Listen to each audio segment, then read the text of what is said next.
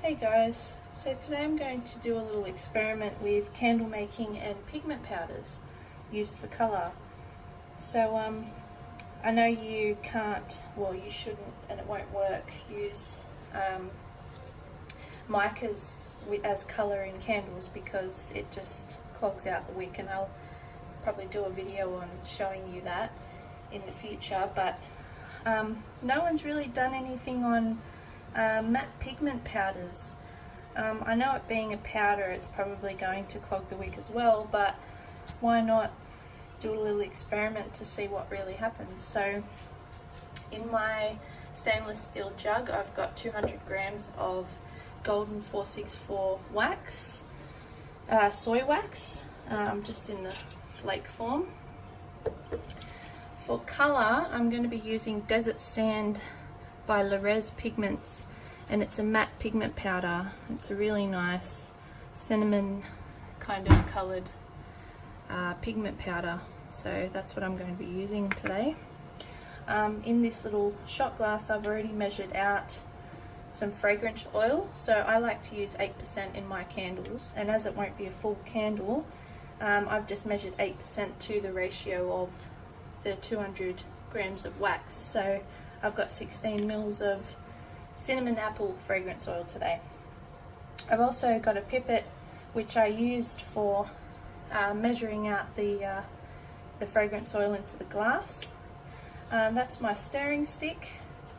Just going to use to stir everything, incorporate everything in nicely.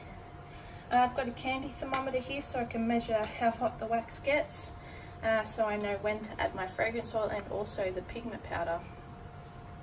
Here I've got two different sized wicks because I've got two different sized, well they're the same size mason jar, but this is what my experiment's going to consist of. The wax is probably only going to fill maybe a quarter, just over a quarter of wax, and of the jar, sorry. And I actually can't remember what wick I used for these jars. It's been that long since I've made a candle. So I've got a sized CDN 10 and I've got a CDN 12 as well. So we'll see how that goes. And here are my Stickums, just to stick on the wicks to the bottom of the jar. So here we go. Now I've already pre-boiled my water, so it's ready to start melting the wax. I'm just going to add the jug to the pot that I've got boiling, so it's like works as a double boiler, and start melting the wax.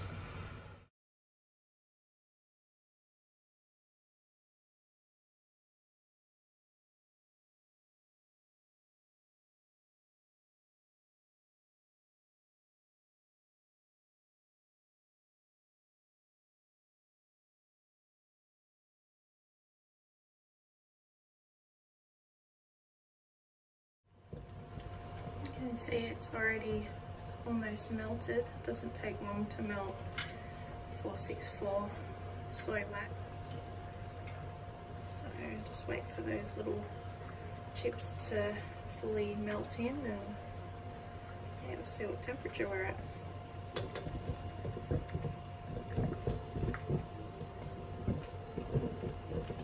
So as you can see, our wax has fully melted. It's beautiful light yellow colour, and we're at about 85-90 degrees Celsius, so I think we're clear to take it off the pot and add in the colour first. So we'll see how we go. Okay, so we're at about 100 degrees Celsius. Now I'm just going to add in, going to take this thermometer out quickly so I don't get colour powders all over it, and just going to add in a little bit of this colour. So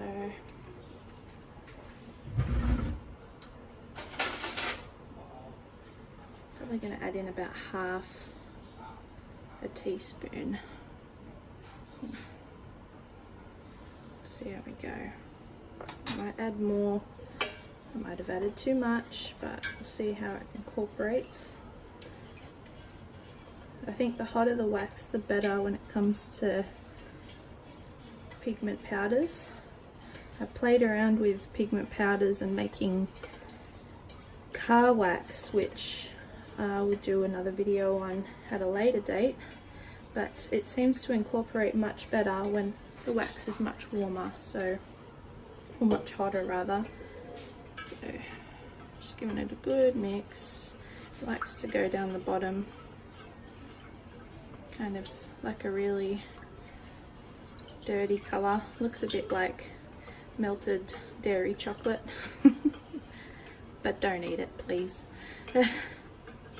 Although it looks tempting, it's definitely not edible. So it seems to be mixing in nicely. Just see if you can see the bottom there. It's a bit hard at this angle for you to see. Seems to be doing well. Give it a good stir. I'm not sure if I'll add any more. I think I'm quite happy with the amount that's in there. It is an experiment, so if it actually does burn through, then I might try adding a bit more as a future reference, just to get more of a depth colour. But, it's really mixed in well. So at this point I'll check the temperature again, and I might add the fragrance oil if we're at the right temperature. So ideally you want to add the fragrance oil at just under 70, because you don't want the heat of the wax to burn off the fragrance before you even get to burn the candle. But the reason I'm adding in the fragrance into the test candles is because I actually want to see how the pigments cooperate with fragrance as well. Well, really how the wicks cooperate with the amount that they actually have to burn through. So it's not just the pigment powders, it's also the fragrance, the wax, so on and so forth. So let's have a quick look. Alright, so we're at 70. So I'm going to add the fragrance oil in. I'm just going to run it through the bottom of the, or run it down, sorry, the wooden stirring stick, just to avoid as many bubbles as I can, get as much out as I can, and stirring, stirring, stirring, mix it through, incorporate it well. So I'll probably mix this through for about 2 minutes, 2-3 minutes.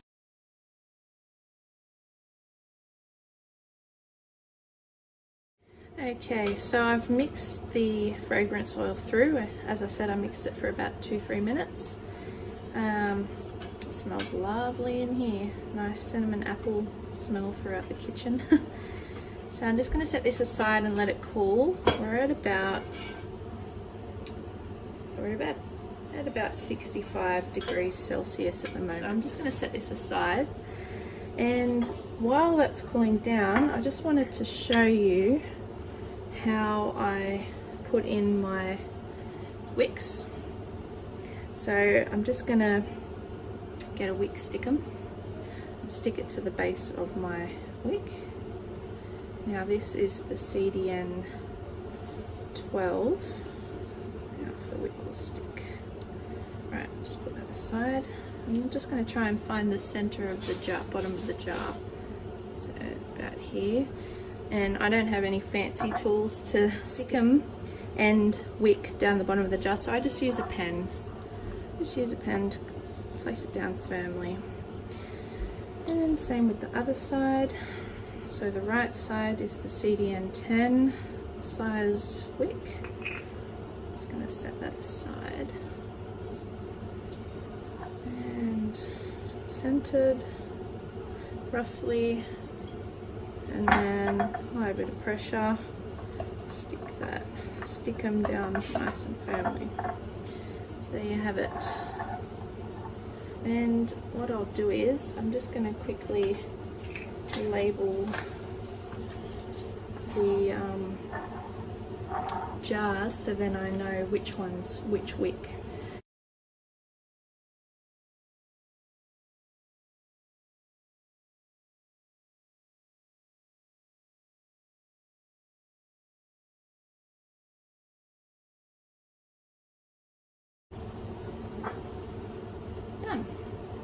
So come back when the wax is cooled down a little more. I just wanted to add one way that I like to center my candles, which a lot of people have these fancy Wicks centering applicators, and you know, I'm pretty old school and I like to make use of other things in the house, and I just use pegs.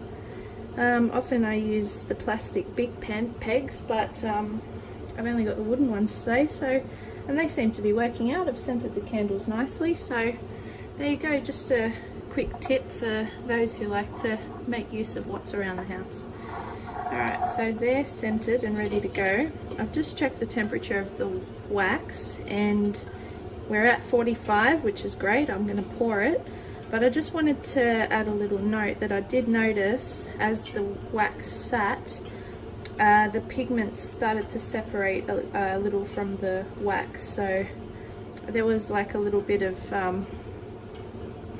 I'm not really sure what you'd call it, but it was a little bit kind of shimmering at the top, and there was some that had kind of dropped down to the base of the jug. So just a quick note, I'm thinking it won't work, what I'm about to try. Here we go, let's pour our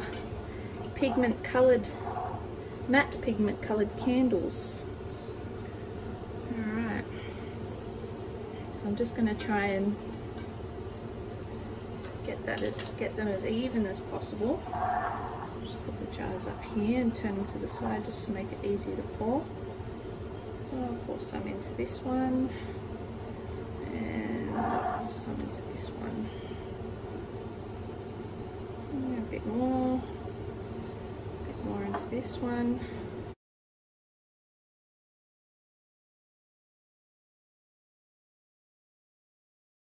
You can see the bottom, there's a little bit kind of a residue left there from the pigment powder, so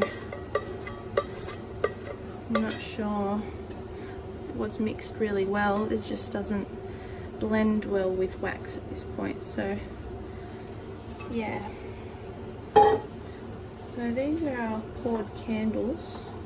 I'll drop the camera down and give you a bit of a side view in a second, but they look really pretty. They look really rustic actually.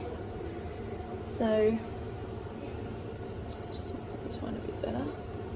So yeah, see how they go. So this is the side view of the candles. I normally wait about 24 hours after they set to give them their first burn to test, so I'll wait until, I'm so tempted to wait until they set and then burn them just to see what happens, but you guys will get to see it straight away. Unfortunately, I have the pain of waiting. So I will see you in 24 hours. I thought I'd show quick with the progress of our setting candles. Seems to have a little bit of separation here with the pigments. Could be the fragrance oil with the pigments and the wax. So you can see that little bit, if I can get my finger under the camera, just above my finger there, there's a little bit of separation. Just a note, there seems to be some nice depth coloured lines there, almost like cells forming in the wax as it sets. So this has been moments since pouring, and we seem to already have some things happening here in the wax. So very interesting, very exciting actually. So we'll see how it progresses as it sets.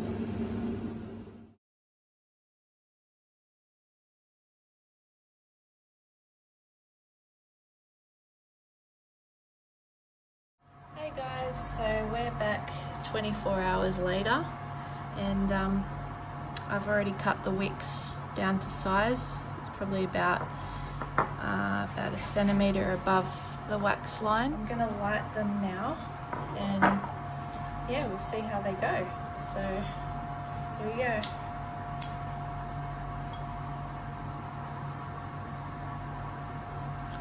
12 lit. And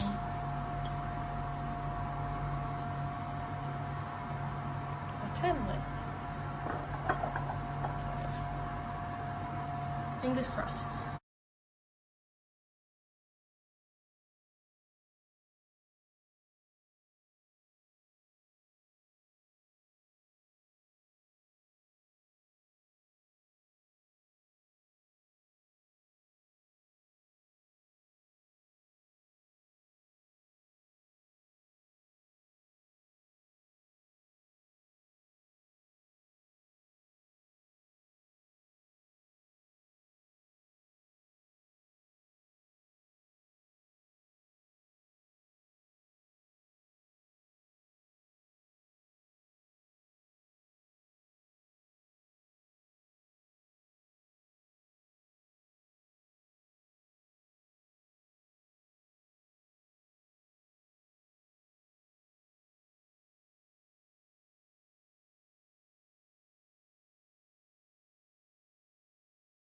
Hey guys, so I kind of ran out of battery while these were burning the first time, but they did go out, so I've just relit them, and I'll show you what happens when they get a bit too clogged, so stay tuned.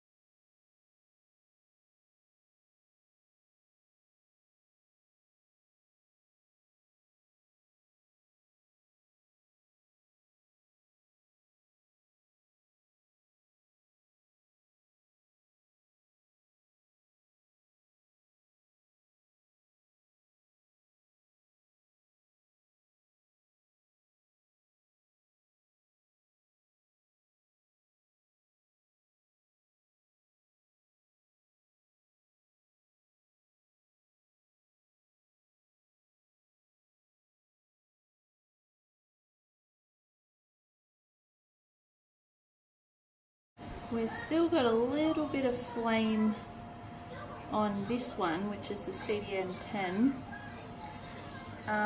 It's barely burning. This one has gone out quite easily, but this one is barely burning. But as you can see, this is definitely a bust.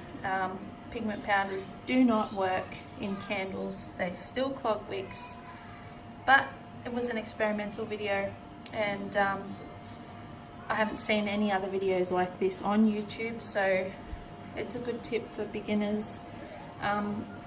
Also, crayons don't work as colourant. Mica powders, as I said, don't work as colourant.